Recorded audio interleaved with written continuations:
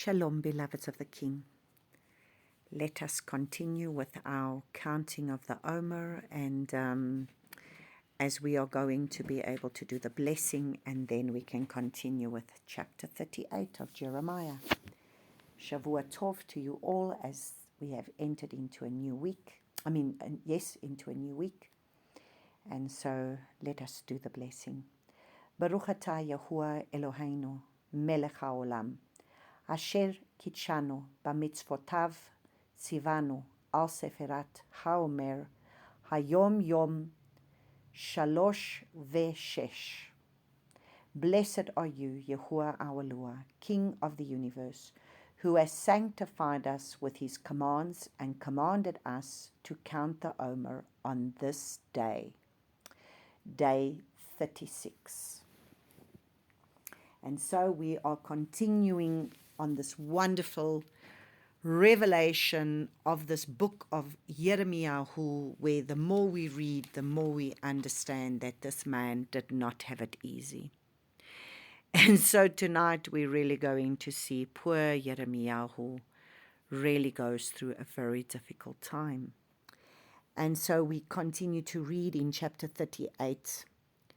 And Shephatiah, son of Matan, and Gedaliahu, son of Pashur, and Yukal, son of Shelemiyahu, and Pashur, son of Malchiah, heard the words which Jeremiah had spoken to all the people, saying, Thus said Yahuwah, he who remains in the city shall die by the sword, by scarcity of food, and by pestilence, but whoever goes over to the Kasdim shall live, and his life shall be as a prize to him, and he shall live. So now, you must understand something. Abba is always wanting to preserve life. Abba does not want to see your destruction. Abba does not want to see your fall. Abba has no evil in him at all. Abba wants to see your life being preserved. Abba wants to constantly bring us life. But you know what? For him to be able to bring about preservation of life, like take Joseph, for example, it took a bit of a going through a process. So why couldn't he just have rained down manna from heaven upon the Israelites in Canaan while there was famine, and they could have just gone and had food to eat? Why couldn't he have just multiplied their grain? You know that when they were running out of grain, he could have just multiplied their grain like Joshua multiplying the 5 loaves and the 2 fish, and just come and multiplied it. But instead, he sent Joseph ahead, put him through this whole process of what he put him through, first going into, Potiphar's house, being tempted by a Jezebel, and then going into the prison. And it was a real process. And all of this process was because he wanted to preserve life. And the way he was going to preserve it didn't make sense to a person. Why did he have to put Joseph through all of that just to preserve life? But he did. So it makes no sense that the Father is saying to a people who are his people, who he said he gives them the land of Canaan, and they are to take possession of this land, and this is their land, and I am going to be able to come, and they are going to be able to, they're going to overcome the enemy, and they are to destroy their enemy. And now he's telling them, you are to be able to, your life will be spared, and if you go to the Kasdim, you shall live. So do you see, Abba wants to preserve life, but the instructions he gives us for that might not be what we want to hear. It might go against what we understand or what we think, but we just need to obey and surrender to him. And I think that is the important thing that we must understand in this whole message here. It didn't make sense. It didn't make sense. And in the days ahead, the things that the prophets say or the things that's being said might not make sense. But you know what? if the Father says, come out of Babylon, because he's going to judge Babylon, then you cannot find yourself in Babylon, because at the end of the day, you cannot find yourself there, because if you're going to find yourself there, you are going to be destroyed with them. So we continue to read. Thus says Yahuwah, this city is certainly given to the hand of the sovereign of Babel's army, and he shall take it. That's it. That is what the Father said. That is what the Father's going to do, and he's going to take it. That's what the Father wanted. And so therefore, we must understand that this is part of what Abba is going to do. And you know what? He wants to reveal himself to his people to say, you are to fear me. If I tell you to do something, you are to do it. Then the head said to the sovereign, please, let this man be put to death, because he is weakening the hands of the men of battle who are left in the city, and the hands of all the people, by speaking such words to them, for this man does not seek the peace of this people, but the evil. So you see, that is what's going to be spoken of many times when a prophet comes up against the grid. When a prophet is going to speak up against what is the normal run of the grain, or the normal run of the mill, or whatever is being put out there, and there comes someone speaking something totally different, the first thing you're going to turn around and say, I don't want to do this. Why should I do this? I've got freedom. Why should I want to return back to a Torah way? I've had freedom all this time, and this works for me, and I eat what I like, and I do what I like, and everything's wonderful, and so why must I do this? It doesn't make sense. But you see, Father's ways is to preserve our life, and the Father knows what he's doing. And so people will speak up against the prophets that are speaking something that goes contrary to what they want. And then they will always want to kill the prophets, because then if they don't kill them physically, they kill them spiritually by speaking lies and coming up against them and persecuting them. And Sidkiyahu the sovereign said, look, he's in your hands. And Sidkiyahu the sovereign said, look, he's in your hands, for the sovereign is unable to do any matter against you. And they took Yirmiyahu and threw him into the dungeon of Milkiyahu, the sovereign's son, which was in the court of the guard. And they let Yirmiyahu down with the ropes, and in the dungeon there was no water but mud. So Yirmiyahu sank in the mud. So, do you see how difficult it is for this prophet? And all he wants to do is be obedient to what the Father has told him to do. And so you see, when a prophet walks in absolute obedience to the Father, there will always be a persecution that will come up against that prophet from the leaders and from the others when they want to change what the Father is doing and what the Father is saying. Then the leaders come up, and then they will stand up against that prophet and bring destruction. And this is exactly what we see going on over here. And Ebed-Melech, the Cushite, one of the eunuchs who was in the sovereign's house, heard that they had put Yirmiyahu in the dungeon, and the sovereign was sitting at the gate of Benjamin. And Ebed-Melech came from the sovereign's house and spoke to the sovereign, saying, my master, the sovereign, these men have done evil in all that they have done to Yirmiyahu the prophet, whom they have thrown into the dungeon, and he is likely to die from hunger in the place where he is, and there is no more bread in the city. And the sovereign commanded Ebed-Melech the Cushite, saying, take 30 men from here with you, and lift Yirmiyahu the prophet out of the dungeon before he dies.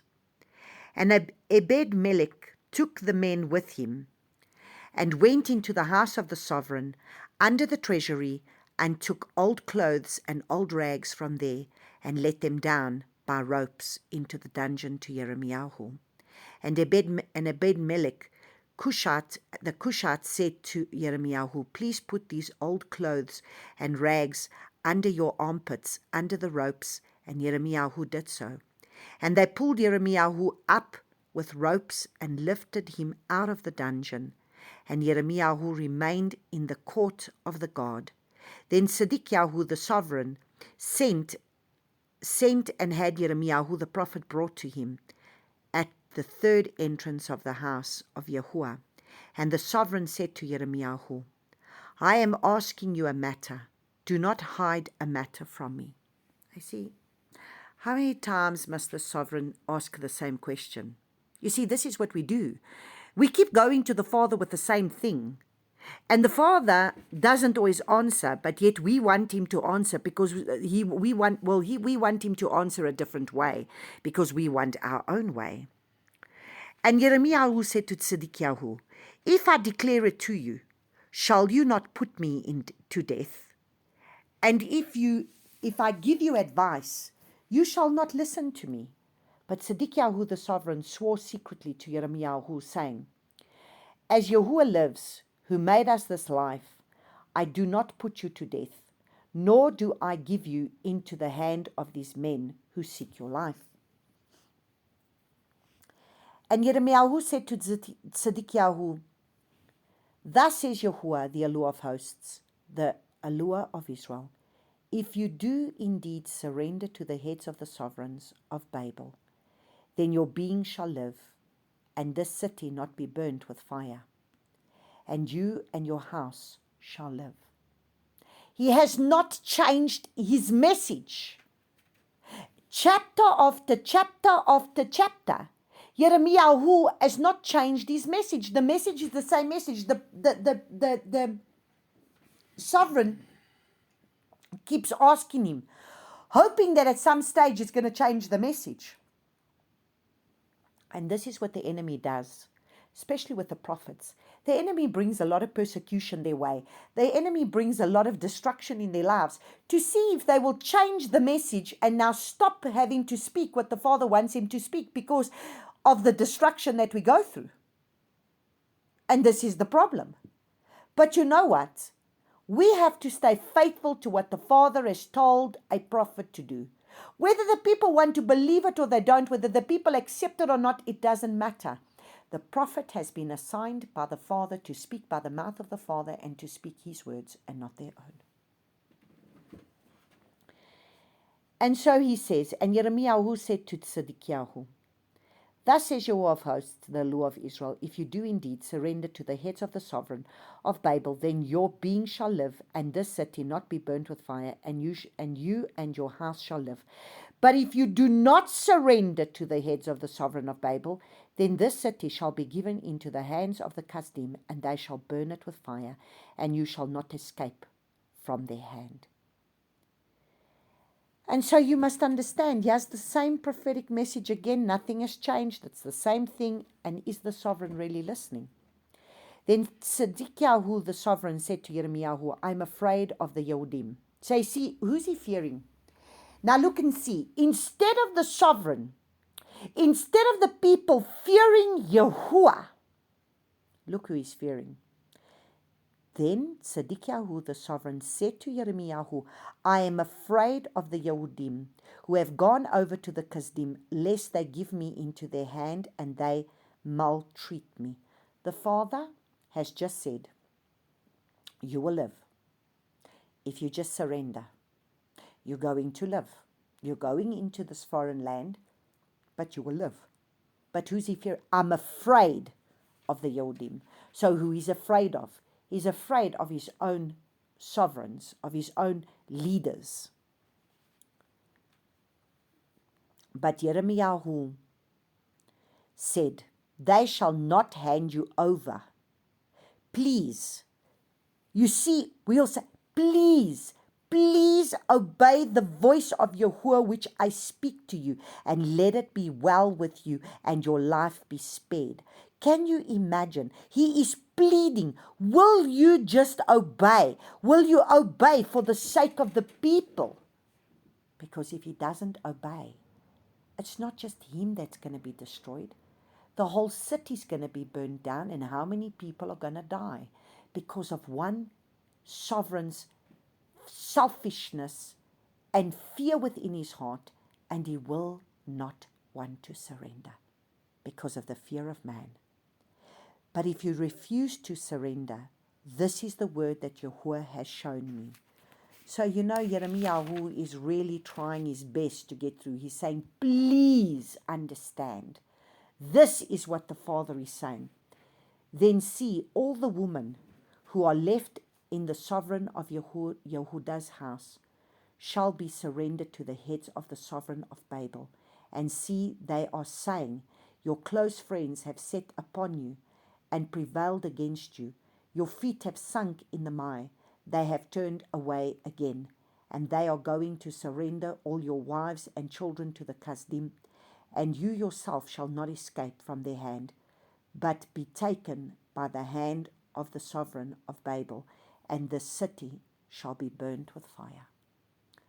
So do you understand, because of one man's disobedience, all the people in the city will come under the judgment that the Father is going to bring upon this land. And so we must understand, when the Father says, come out of Babylon, why is he telling us in Revelation chapter 18 and Revelation chapter 17 to come out of Babylon? Why is he telling us to come out of Babylon? So that you do not partake of her. Do not partake of her judgments. If you stay, you will be judged with that Babylon, because he's going to judge it. So do you see, this is the exact opposite now. If we are going to stay when he's going to tell us to get out, we will be judged. So if we're going to stay in Babylon, we will be judged. Then Sidkiyahu and Jeremiah said to Jeremiah, let no one know of these words, and you shall not die. So you see, he's so fearing what the people are going to think of him. But if the heads hear that I have spoken with you, and they come to you and say to you, declare to us now what you have said to the sovereign, and also what the sovereign has said to you, do not hide it from us, and we do not put you to death. Then you shall say to them, I presented my petition before the sovereign, not to send me back to the house of Jehonatan to die there. So, who do we fear? Do we fear man? Who do we want to impress? Do we want to impress man, or do we want to obey Abba? Do we want to be seen by man, or do we want to be seen and known by Abba? Because this is exactly what is going on over here with this sovereign. Then you shall say to them, I presented your petition, verse 27, and all the heads came to Jeremiah and asked him. And he informed them according to all these words what the sovereign had commanded. And they said no more to him, for the matter was not heard. So Jeremiah remained in the court of the God until the day that Jerusalem was taken. And he was there when Jerusalem was taken. So how sad for this prophet. This is his land. This is his own land. And he too loves Jerusalem. I mean, he was a priest. He's been brought up in the temple from a little boy. His father has served in the temple. He's a Levite. And now look and see what he was in line for the priesthood. And look and see now. He has to see this going on. So sometimes we don't always understand the Father's ways and how the Father goes about doing things. But what we must do is, in everything, we need to surrender to the Father and allow the Father to be able to take us through the process. I know one thing, that whatever it is that he's requiring of us to be able to go through, he says he will never leave us and he will never forsake us. And he will be with us provided we are obedient to him and to his ways. So may Abba bless you all, beloveds of the King. Shavua Tov, and may you enjoy your evening. May Abba bless you. Shalom, shalom.